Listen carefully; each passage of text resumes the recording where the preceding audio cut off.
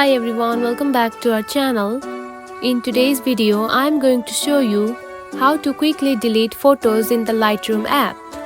If you want to delete the photos that you have edited in the Lightroom, then this tutorial is for you. So let's dive right in. First of all, find the Lightroom app on your home screen. Now open it. Then tap onto the Edits button right here. After that, here you can find the three dot lines at the top right corner. Now select it. Then tap on to Select button right here. Now choose the photos that you want to edit, just like this. Then tap on to Delete button, which is at the bottom corner. Then again tap on to delete the photos. Finally, here you can see you have quickly deleted the photos in the Lightroom at once. It is a very simple process, right?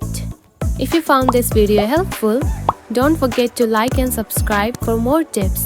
Thanks for watching.